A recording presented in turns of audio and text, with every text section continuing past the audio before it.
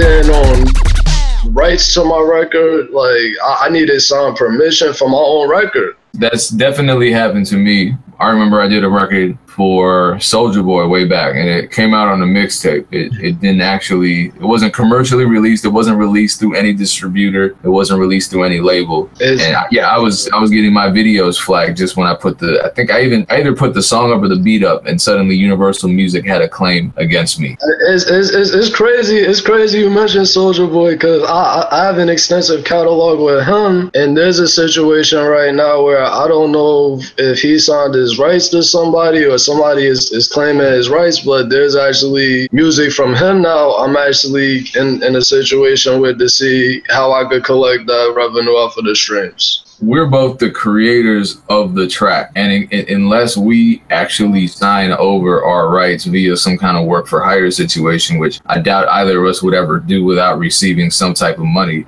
we still retain our rights to the master. Therefore, legally speaking, the labels can't just come in and claim all the content ID money. And see, I've ran into situations like that as well, because I'm a big SoundCloud user, and there's a lot of times I'll post a track and they'll let it go through initially, and then when it ends up on iTunes or something, I'm getting a copyright claim. Even when I lease a track online, if a rapper records to that track and then puts it out through, say, CD Baby or TuneCore, and they don't actually whitelist me and they claim that they own the whole record, next thing you know, I'm getting a copyright claim against me for having my own beat online, which is crazy because it's my beat and they're taking the song and claiming that I'm violating their copyright. And you know, honestly, it's not the rapper's fault. I'm not blaming Soulja Boy for the situation with Universal.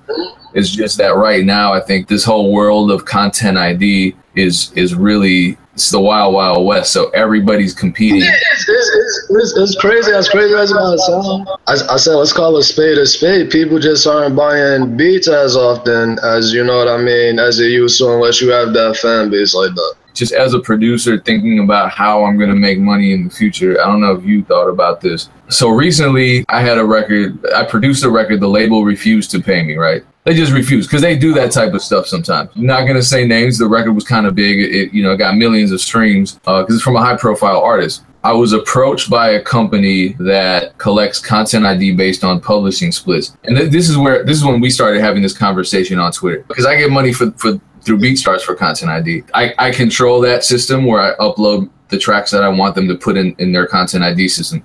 This is something else where they're actually collecting on other artists' music based on my ownership percentage of that song. So, you know, if I produce the record, they're going to collect that 50% on a track that I didn't register myself, if that makes any sense. So they call that administration publishing. Yeah, but it's not actually, they're not going through the PROs, they're going through content ID. So that's why it was different to me, because I don't have an actual administration situation with a publishing company through some kind of traditional publishing deal. And that's why, to me, that's why it's so crazy, because there are all these sources of money now that aren't the traditional, you know what I mean? And this is gonna sound crazy, Payne, but like I've been sustaining off of my music for the past year or so, but I've never seen a performance of royalty payment. See, and that's what I want to talk about. So what happened was with this situation, they sent me my first statement, and I realized if I had been pursuing this content ID money, if I'd been doing that, you know, a year or two ago, the money that the label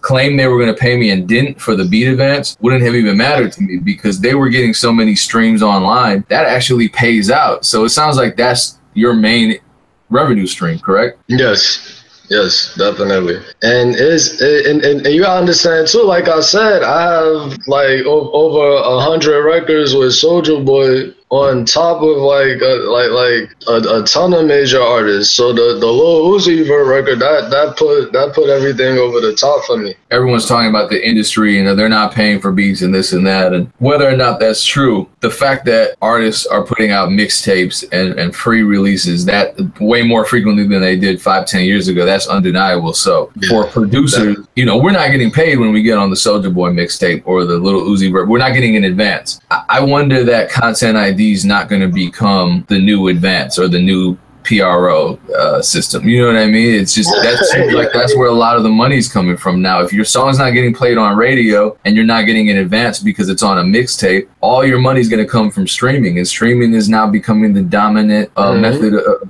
consuming music? I've actually moved away from, you know what I mean, like trying to get the placements and all of that. I'm actually getting more into producing and curating my actual albums, like not even exactly like DJ Khaled, but like actually bringing artists of my choice together and like, okay, we're gonna sit down and build this project. But I feel like once the labels start realizing how much money is actually being generated off of that, and how that's actually essentially a loophole around not getting at events, it's gonna get a lot harder to collect on songs you produce, and you're gonna end up having to produce your own music anyway.